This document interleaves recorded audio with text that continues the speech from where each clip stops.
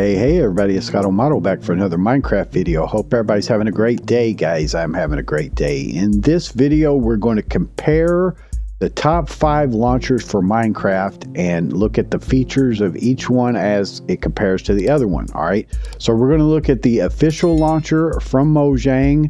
We'll look at Curseforge from Overwolf, which was the Twitch launcher, but is now the Curseforge launcher. We'll look at MultiMC, which is from one of the developers that works at Mojang on the official launcher, but he developed MultiMC prior to that job at Mojang, and he still develops it. All right.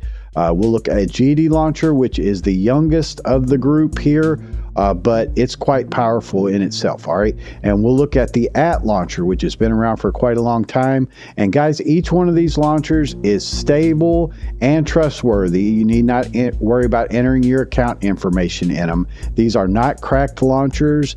You do need to own Minecraft to play each one of these. None of these are cracked launchers. Don't trust cracked launchers with your information, guys. It's not free. All right, so let's take a look at that. First, we'll look at the Mojang launcher, which again is listed as a Minecraft launcher in comparison to the regular Windows 10 version. So when you buy Minecraft, you will download this to initially play the game, and it's good for playing vanilla versions of Minecraft, not so good for modded, and I'll point out why quickly. But the good thing about it is it's fully integrated into the Mojang ecosystem. Now it has dungeons as well as support. So this is the unified launcher that's playing all of the Minecraft titles for Java. This video is about Java stuff. So for your installations, you're able to go through and browse any of the versions of Minecraft that are available for Mojang and install them as vanilla profiles. And you're also able to play snapshots. It's especially good for playing snapshots because you can see embedded patch notes where you can get information on those. So you can get Mojang news and all that kind of stuff inside of it. And again, you can play dungeons. All right. Now, its weakness is also you can do your skins. You can manage your skins easily inside of here, upload new ones, select amongst the library of them, and things like that. All right. Its disadvantage is in modded. Because if you play modded, now for this and many of the other launchers, it has its own version of Java inside of it. So you don't need a system Java necessarily. If you're going to play Minecraft, you just need to download the launcher and it'll have Java installed and configured already inside of it. All right. But if you're going to play modded, then you would need to install Forge as a profile. It would create a profile in here that's named the version of Forge, and then you would add your mods to that. All right. Now that can get really hard to manage after a while if you have a bunch of Forge profiles, because this launcher tends to depend upon your system Minecraft folder. All right. And that's located in percent app data percent right here. Okay. And so that's going to have all of your profiles and versions inside of it unless you separate them. Now, we'll have your versions for sure. But other mods tend to put data in here too, like some of the persistent stuff, like persistent from Astral Sorcery or persistent from Psi. So this is your system Minecraft folder, and if you install a bunch of Forge inside of there, then it can get confusing. Now, another thing that's confusing is if you install Optifine, it'll create its own profile in here for Optifine, but not run it as a mod. All right. Optifine is normally or can be used as a mod, a Forge or Fabric mod. But the way that Optifine installs in here, it patches Minecraft itself. And so that's an unusual way of doing it. So generally modded is not the best place to play this. All right. But you can now filter for modded profiles if you have them. All right. Again, it's good for snapshots because it will let you play the latest release right from a button. It'll let you play the latest snapshot right from a button once you have this snapshots enabled. Okay.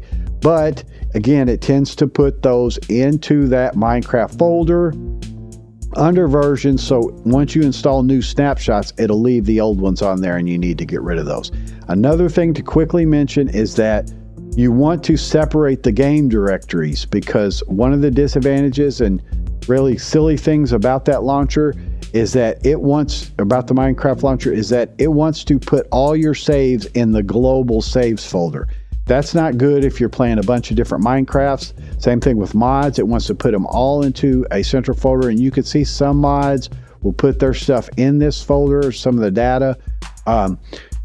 And the folder can get to be a mess after a while, and you can get confused with worlds that won't launch if you have different mods from different versions, different resource packs, different all of that. So generally you want to keep your profile separate from each other by creating a separate game directory out on your disk somewhere. I use a folder in Documents that's called Mojang Launcher Profiles that I put all my profiles in, and that's a good practice to keep these separated from each other. But otherwise, very solid launcher. It's small in size. If we look at it out on disk, its size is basically 3 megs in size. When it's running, memory-wise, it's using 99.4 megs, about 100 megs, so not too bad. It's gotten much better over time as Petrix came on to develop it, and of course the other members of the Mojang team as well. So it's a very solid launcher, and you'll want it on your system just to play Minecraft. Now it will do Microsoft and Mojang accounts as well, and of course we'll all be rolling into Microsoft accounts eventually, and it would come here, maybe not first, but very soon. All right, so that is the Minecraft launcher. All right, now let's take a look at the Curseforge launcher. All right, and again, Curseforge used to be the Twitch launcher. At first it was Curseforge, then it was Twitch. Now it's Curseforge again. Twitch had it, and they had a bad reputation for the launcher because it had a lot of problems in it. It was very bloated. But I'm happy to announce that Overwolf has taken that over, and they've streamlined the launcher, getting back to how it was in the old days and adding some new features to it. And it's very stable and pretty sleek and useful launcher at this point. All right, so the advantage of the Curseforge launcher is that it is tied directly to the Curseforge website, which is mainly the official site for mods for Minecraft. All right, so if you go to Curseforge, Overwolf purchased Curseforge along with the launcher, and so you're able to get your mods and stuff from here. But within the launcher itself and other launchers that support mods, they're drawing from Curseforge. So you're easily able to browse the online mod packs, add them directly, update them directly within the launcher, and manage them as profiles. You're also able to create custom profiles. You can either import zip files that you have, you could download those on the Curseforge site, or you can export and import your own profiles that you made or create new ones. So just create a profile name, select your Minecraft version, it'll install Forge. Now, a disadvantage of this launcher is that it doesn't natively support Fabric, all right?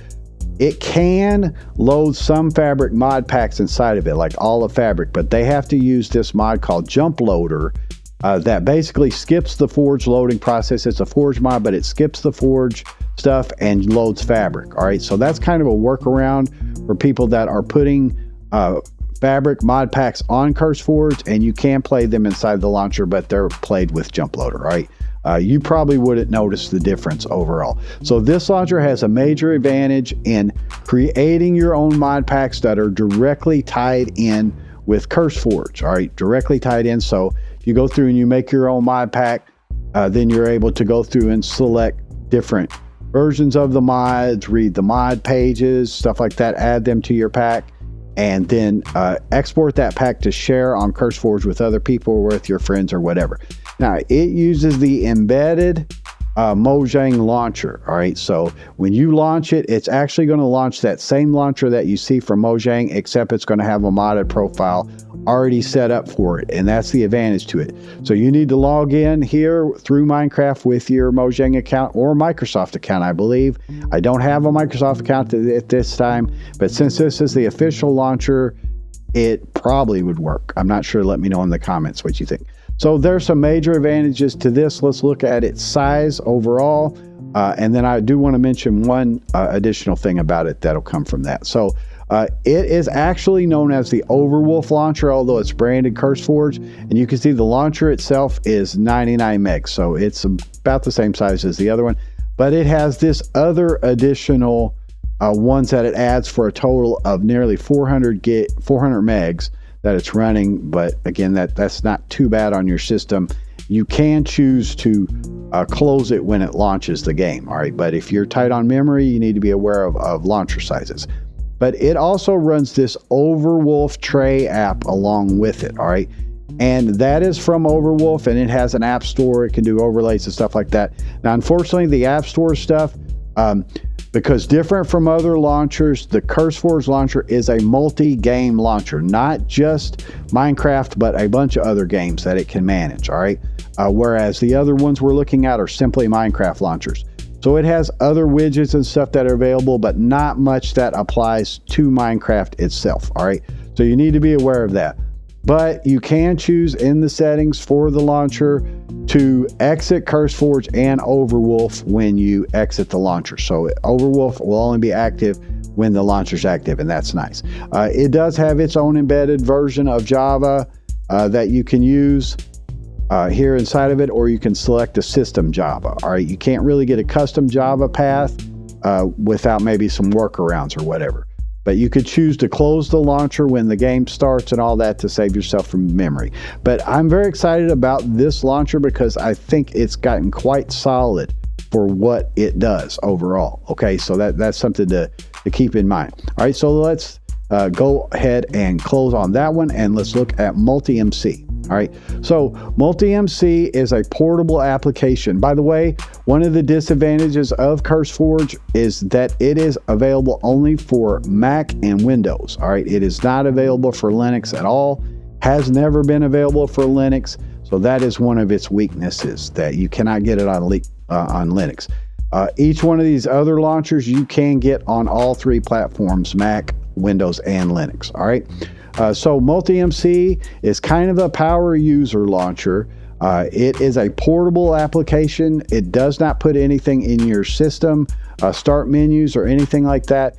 It operates on itself. So you'll want to put it somewhere on the disk when you install it that you can get to it. Now, you can also have multiple versions of the launcher that are set up to different profiles. That's one of the reasons it's a power user app.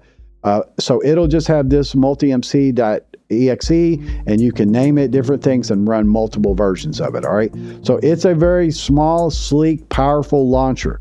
Now, there's some weird stuff about it. Now, as I mentioned earlier, the developer for this launcher also works at Mojang on the official launcher, so it's as stable and as powerful, and it actually has some of the early features that are being developed for the other one as well. But you want to be in the development version of it. If you want to see the full range of features, you do that by going into settings and choosing the update channel here to be developed. All right.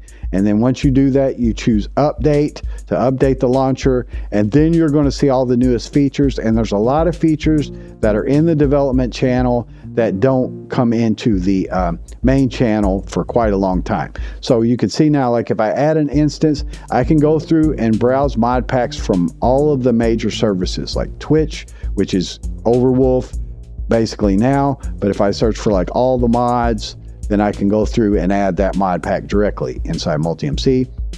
I can choose FTB packs, so I could get like Direwolf, the newest one, inside of there. I can get Technic packs as well. So it's, again, supporting all the launchers. Just choose any Technic pack and install it. I can get FTB legacy packs, which are the old one prior to when they switched over. And I can import zip files. So if I, again, download something from Curseforge or a friend shares it to me or whatever, I can import it there. MultiMC has its own pack format, so you can export mod packs. So if you have a mod pack that you've made, you can export it, but it creates its own format. All right, and that format is not importable by most launchers. ATLauncher can import it, or ATLauncher can import it.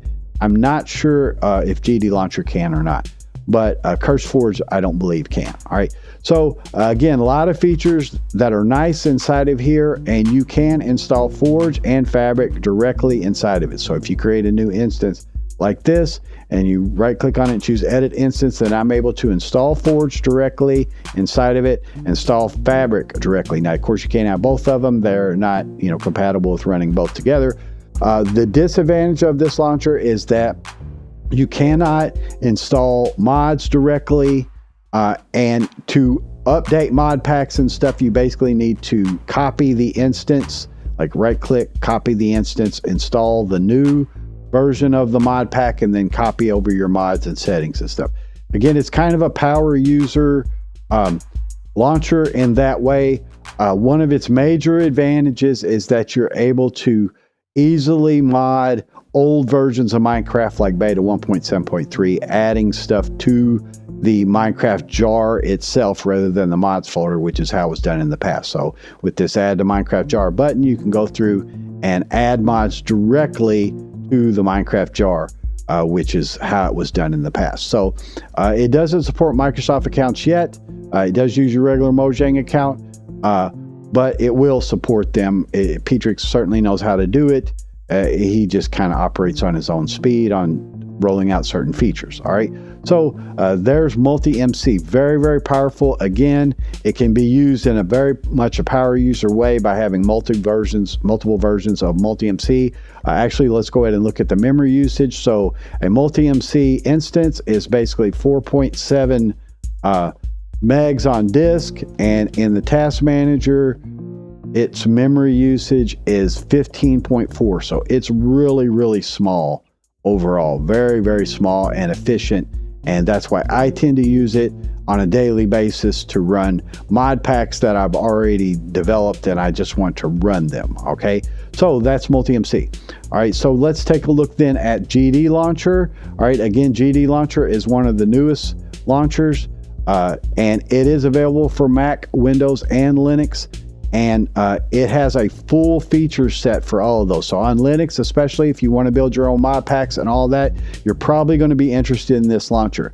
Now, I've stripped down this launcher a little bit to where it has Mojang news and stuff, or Minecraft news. I've turned all that off, Discord integration, turned that off because I don't want animations and stuff on the screen in background apps. All right, but you're able to go through and easily play mod packs, import mod packs. So let's hit the plus sign here. I can select a version to play vanilla. It'll do Forge and Fabric, the newest versions. It'll even do snapshots of Fabric, which is nice.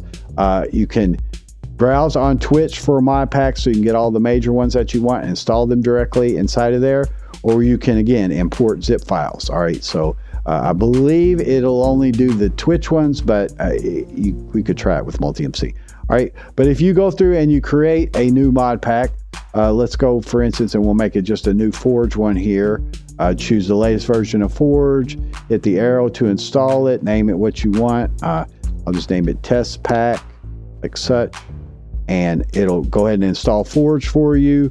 Download the game files, all that. It has an embedded version of Java that is OpenJDK. All right, so if you go into your settings and you go under Java, you'll see that. Now you could turn that off and browse for another Java path if you wanted, but it does use OpenJDK for its installation. All right, so when I have installed it there, I can right click on it and choose Manage, and then see mods. So this is the mods area. I don't have any mods added, so I'll go ahead and add a mod, and then it'll show you all the mods on Curseforge, all right? And then you can browse them by feature, popularity, all that kind of stuff, and then you can get information embedded in a window. So this is the sleekest, graphical looking, like the most modern looking browser overall, and you can also go to the website page and all that kind of stuff. But it's actually the largest as well. All right, so let's take a look at that.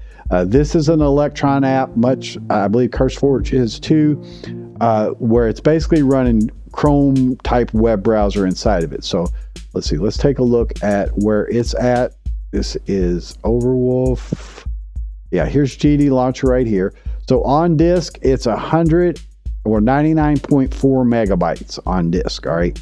And then when it's running, it is, let's see, 41 megs. So not huge when it's running.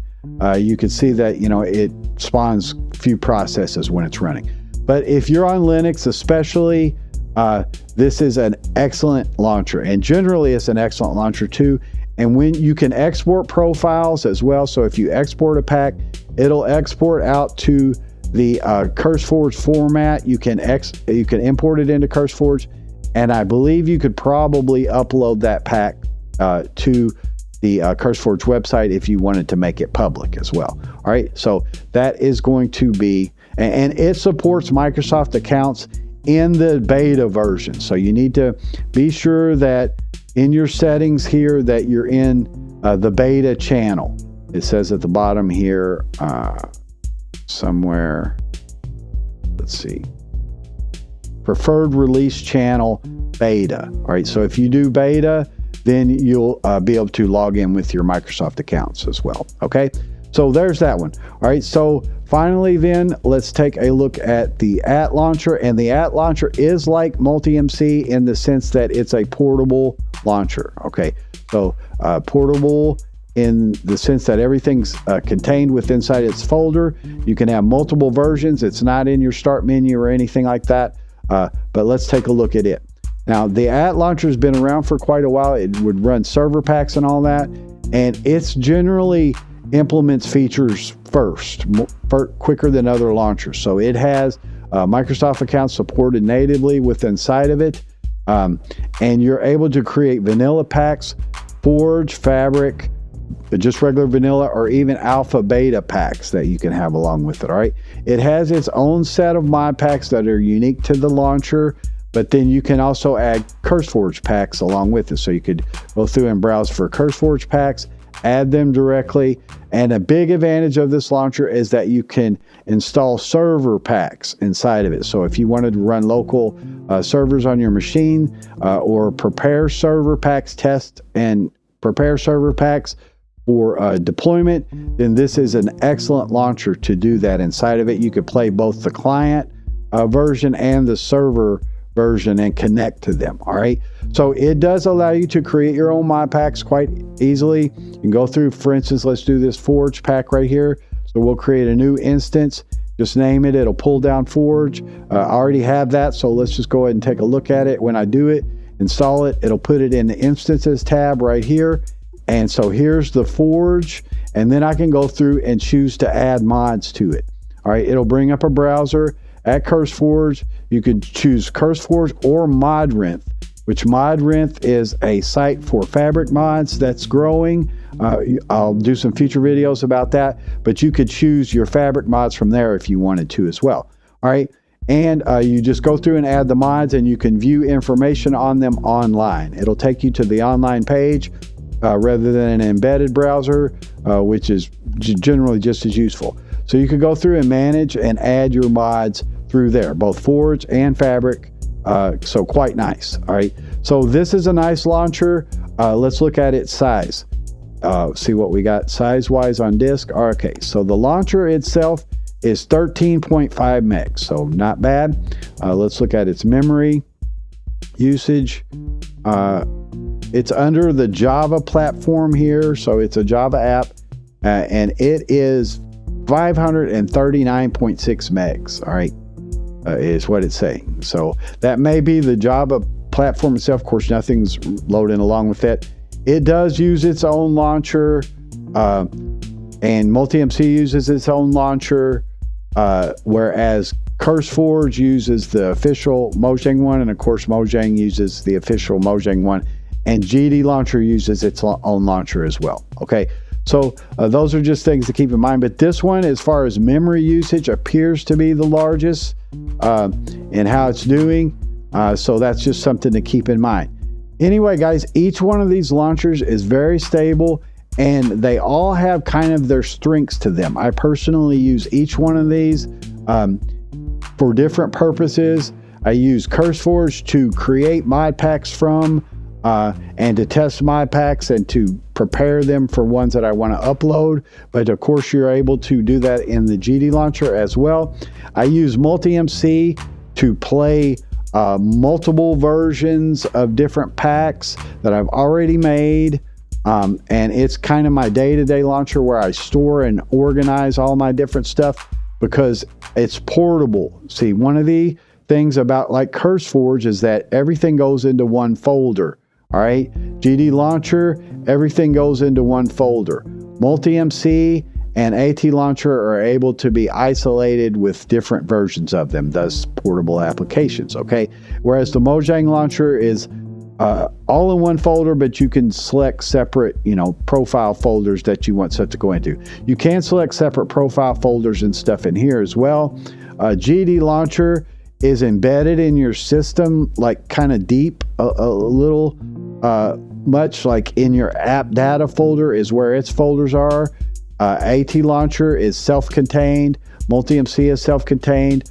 Curseforge, I think depending upon how you set it up, but it is residing in your documents folder in Curseforge and all that. And then, of course, the official Mojang Launcher is inside your system folder in the app data. But it's also has versions in program files and all that stuff as well. Anyway, guys, this is going to just be a brief comparison between them. They all have their strengths. I'm not going to say one's better than the other, but as far as end usage of the one that I tend to fall back on for final usage of stuff, it's MultiMC and Curseforge to create mod packs. Anyway, I hope that was helpful to you. And this is Scott O'Mato. Thanks so much for watching, guys. I do so much appreciate it. Have a great day. If this helped you in any way, leave a like and consider subscribing to the channel. Bye-bye.